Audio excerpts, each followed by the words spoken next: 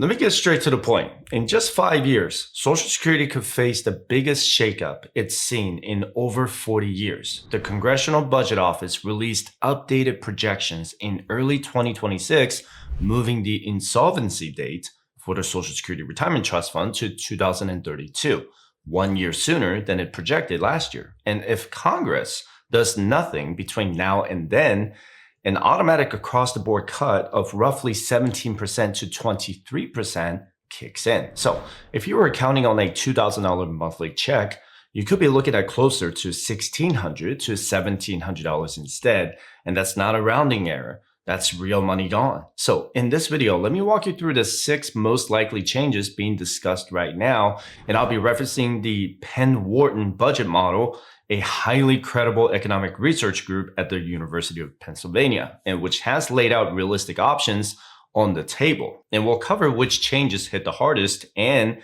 exactly what you should be doing right now to protect yourself. So to understand how to fix it, we have to look at why Social Security is facing a crisis. And it's pretty simple math, even if the politicians try to make it sound complicated.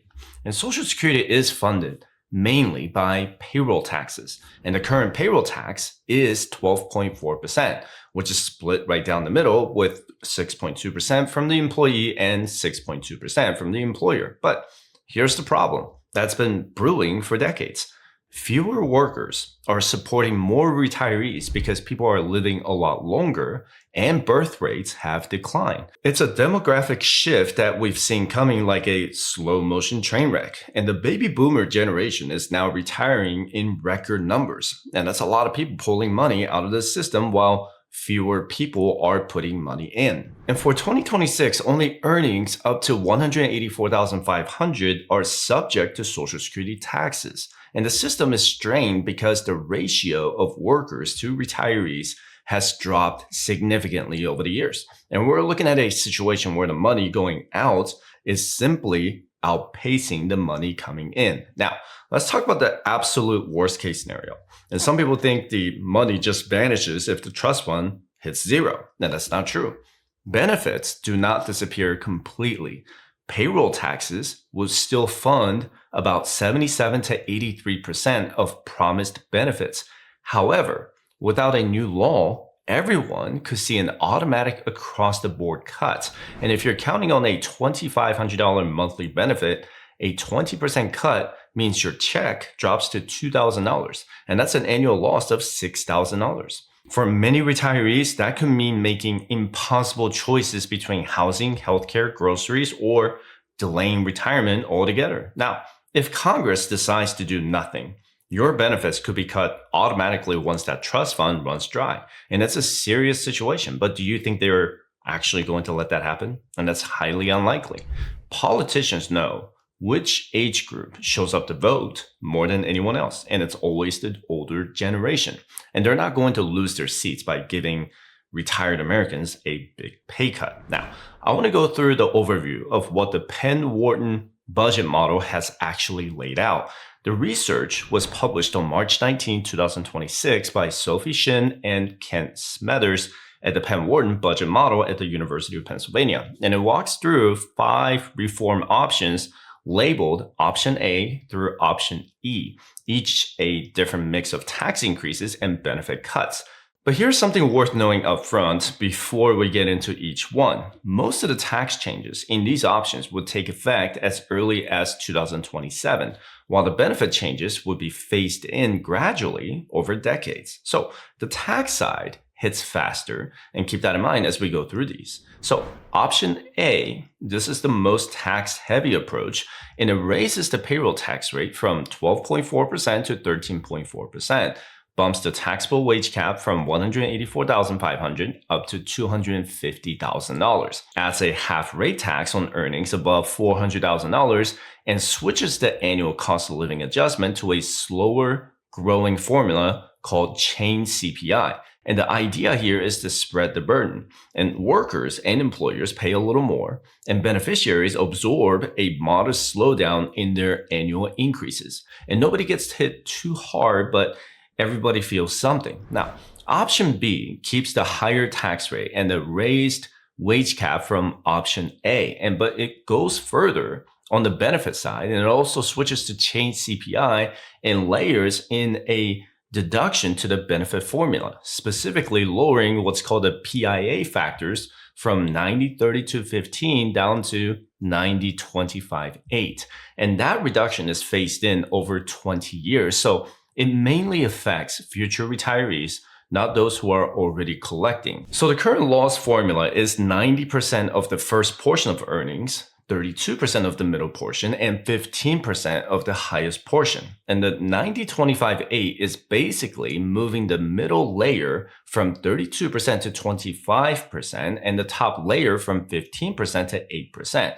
And this is going to lower benefits mainly for middle and high income earners, while the lower income earners formula remains unchanged.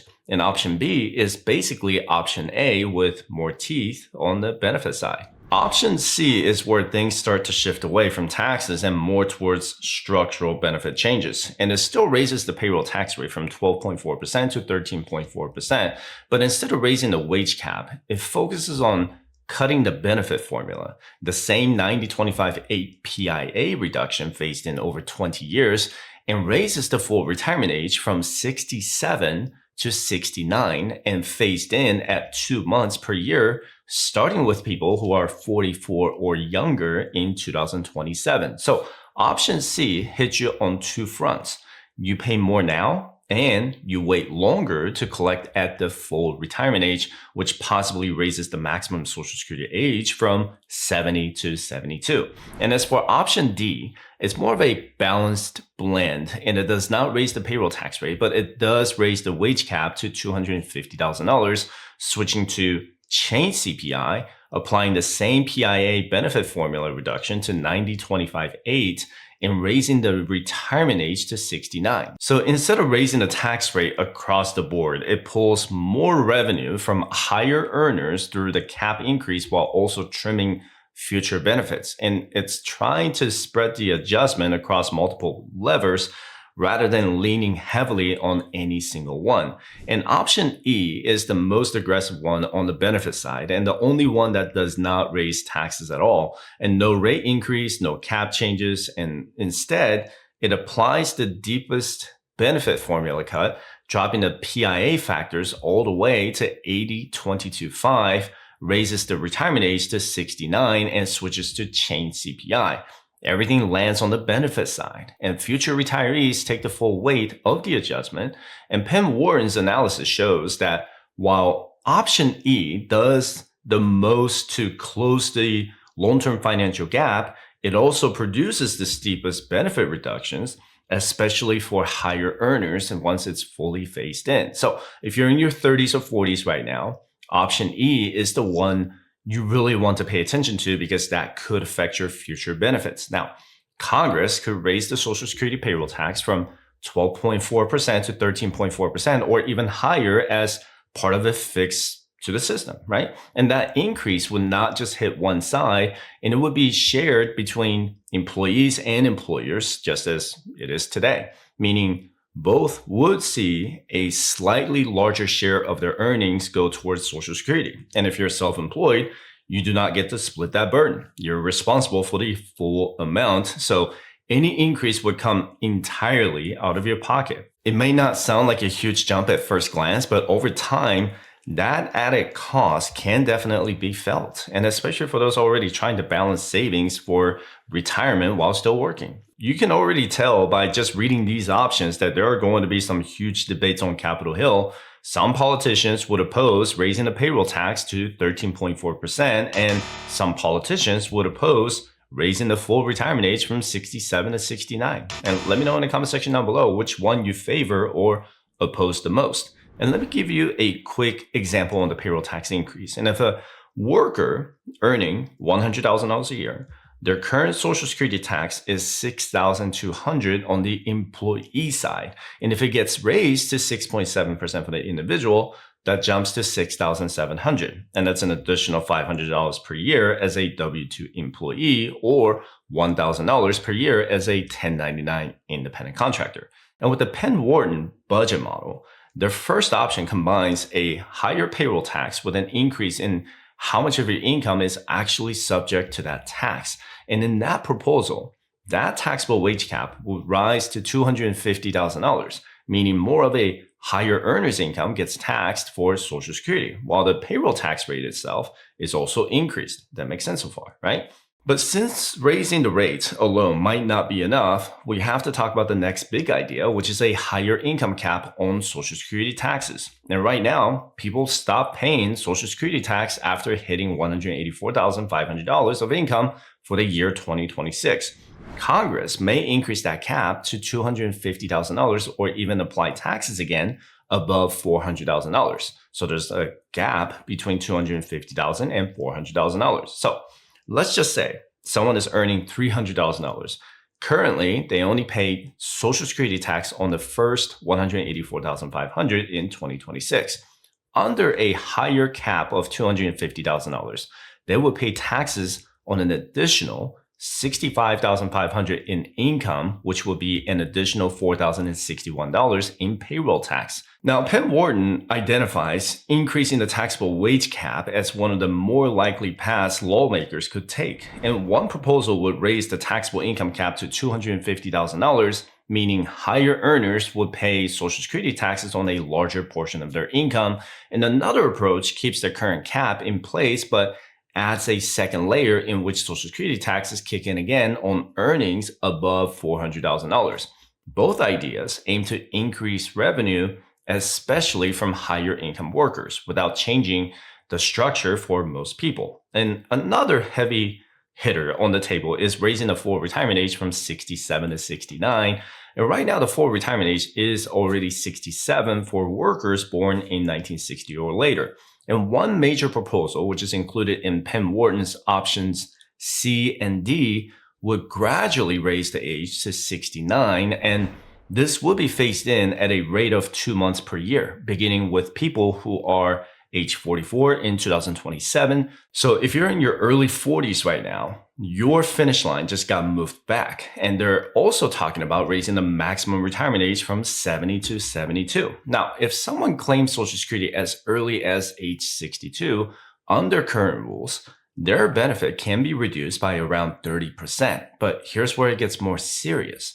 If the full retirement age gets pushed higher, that early claiming penalty becomes even steeper, which means you could be locking in a much smaller check for life, or they could push that minimum retirement check from 62 to 64, maybe. And according to Penn Wharton, some of the more aggressive reform options include gradually raising the full retirement age to 69, but that kind of change would not hit everyone equally.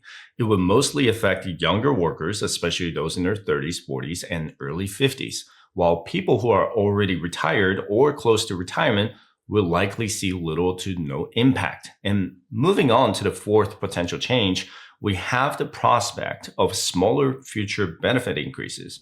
And Congress could reduce future cost of living adjustments, or COLA, a quiet way to save money that most people won't notice immediately. And instead of using a current inflation formula, they may switch to what's called chain CPI. And this process grows more slowly because it assumes that when the price of steak goes up, you'll buy chicken instead. For instance, a current COLA might be 3%, but under the chain CPI, that same increase might be only 2.6%. But that difference compounds over 20 or 30 years throughout your retirement. And Penn Wharton notes that switching to chain CPI may not feel like a big change at first, but it adds up over time. And because annual increases would be slightly smaller each year, your benefits will grow at a slower pace. And over the course of a long retirement, that difference compounds, leading to lower total lifetime benefits than under the current formula. Now, here's a big shift that could change the whole nature of the program, and that's the higher earners could receive much smaller benefits. And Congress may preserve benefits for lower income retirees, but reduce them for middle and high income earners because they want the future formulas to become more progressive. And this is done by changing what they call the PIA factors that I mentioned earlier. And currently the formula uses percentages like 90%, 32%, and 15% of your average indexed monthly earnings. And Penn Wharton's option B and option D suggest reducing those factors to 90%, 25%, and 8%. So if you're a low income worker, the 90% bracket protects you, right? But if you earned a good living, the 25% and 8% brackets mean you will get a smaller monthly check than you were promised. Now, Penn Wharton's options include adjusting the benefit formula so that future retirees with higher lifetime earnings receive a smaller share of what they would have otherwise gotten. And while lower income workers are largely protected, and if lawmakers go in that direction, it signals a bigger shift in how Social Security is viewed. And it becomes less about replacing income across the board and more about ensuring people do not fall into poverty in retirement, and especially those who need the most support. And the other justification is that middle and higher income earners will most likely have additional income sources like 401k, IRA, and other assets to provide for their retirement. And beyond just changing the formulas, there's also the possibility of benefits caps for wealthier retirees. And this would involve capping maximum Social Security benefits for higher income households. And some proposals suggest limiting total annual benefits for wealthy couples. And one recent proposal, though not part of the standard Penn Wharton options, suggests a six-figure limit that would cap combined benefits for a couple at $100,000 per year, which would mostly affect the top 1% or 2% of retirees. And most people watching this probably will not be affected by this specific cap, but it shows the direction the wind is blowing. And the thing is that lawmakers are increasingly willing to target wealthier retirees first to save the system for everyone else. And that's another sign that if you have done well for yourself, you're likely the one who will be asked to sacrifice more. Now, with all these options, which one is actually going to happen? Congress usually avoids extreme solutions because they're terrified of the next election. They wouldn't be talking about this now with the upcoming midterm elections, right? So the most likely outcome is a mix of things.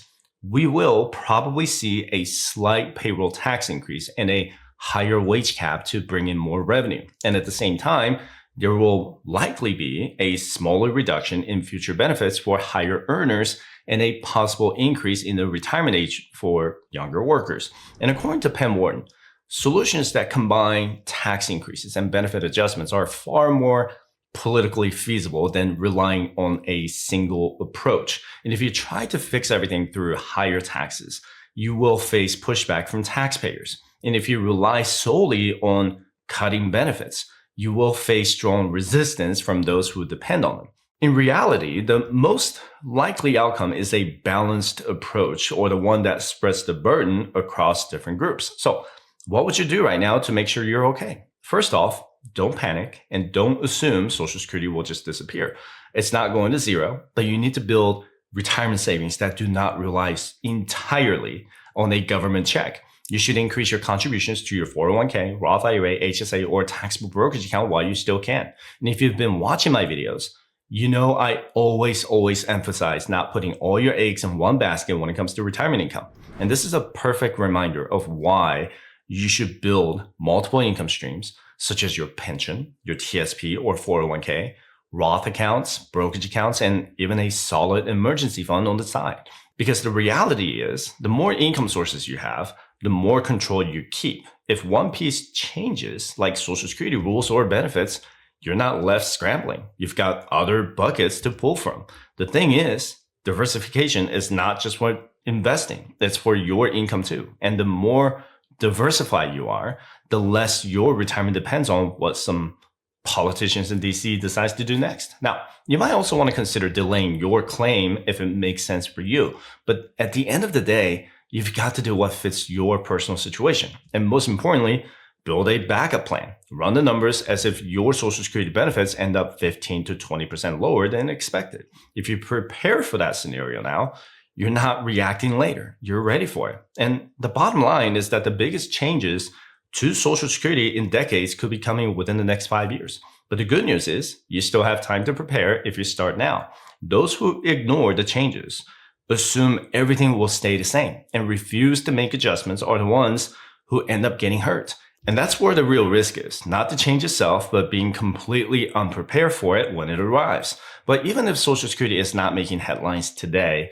Building a stronger retirement plan around it is still one of the smartest moves you can make right now. And trust me, it's never too late to start building a retirement plan that does not rely entirely on it. The more you take control of your own income streams, the less you have to lose sleep over whatever change is coming down the road. And that's really what this whole conversation has been about. Not fear, not doom and gloom, just getting ahead of it before you have no choice but to react. And this has been another piece of a video, and I know we got a lot out of it.